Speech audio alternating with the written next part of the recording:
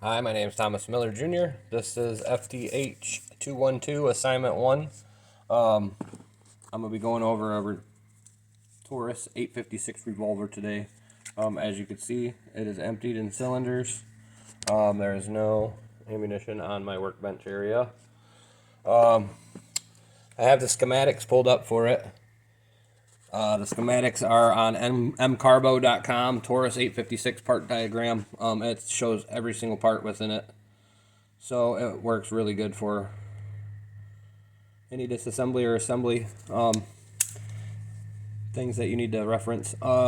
Any tools that I would use to disassemble this would be slotted screwdrivers, a couple different ones because there's a couple different size screws. This screw here is bigger than the two that are under the grip, so you got to get a couple different of those.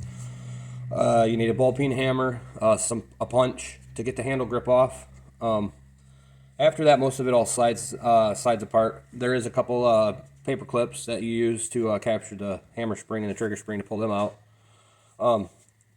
Once it's disassembled, I have different tools to measure it. I got just a good old ruler with millimeters and inches on it. I have an inside, outside caliper, just to measure inside and outside diameters of coil springs, and that's where you would use it. You measure firing pin protrusion, anything like that. Determine if a firing pin protrusion meets specifications. You gotta have a micrometer and another jig that you would use, or you could just use it measuring off the breech face here. So you would have to use the caliper to measure the inside outside diameter, and to determine if they're correct. And if you want to lighten them up, you got to see if the outside diameter, to lighten the spring, you want to take a little bit off. So you got to measure that again. You don't need really any special tools. Like I said, there's little paper clips you could use to take the hammer spring, to capture the hammer spring and the trigger spring in this on the strut. You just put a little pin in the hole, or I use a paper clip because it worked really well. And then that's I use also made myself a little block to knock drift pins out, and I just use a couple of these on the inside of my vise, just as a padding until I can get some padded jaws for my vise grips. That's one thing that I'd like to pick up. The thing that taking this apart that could be use a little finesse is there's a plunger inside of this that's captured inside of this trigger here that pushes back on the hand in there on its pivot. So that could use a little finesse when you go to put it back in, because you got to get it under this little bar that pushes on it. Also, if you're changing these springs out off the struts, that can be a little difficult too. You got to be very careful anytime you're messing with a spring that has any tension on it, any sort of load that's held in place somewhere.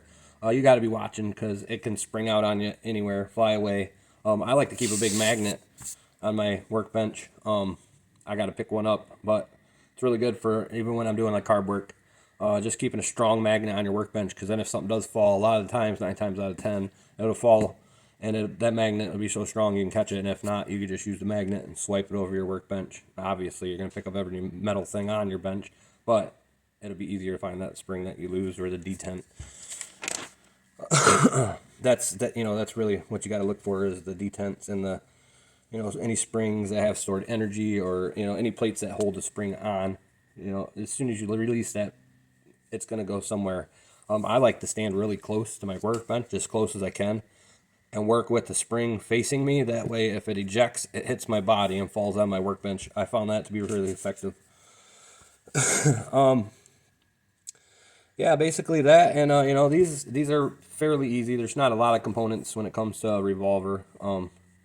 I do like to mention, you got to use your wooden handle or some non-marring to get the side plate off. You could use a nylon hammer, but I prefer just a handle. That works well.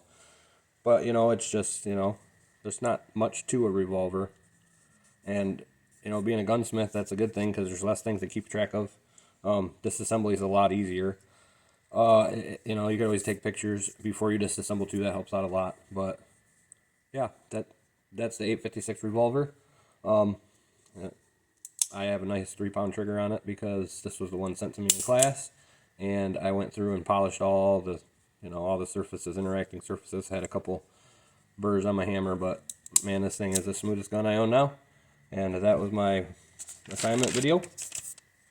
And like I said, the schematics that I was going off of for my disassembly, and any disassembly that what I need, I found a diagram on mcarbo.com, which is a aftermarket parts. They sell a lot of the spring kits. I just found a really detailed, easy to read diagram on there. So thank you very much.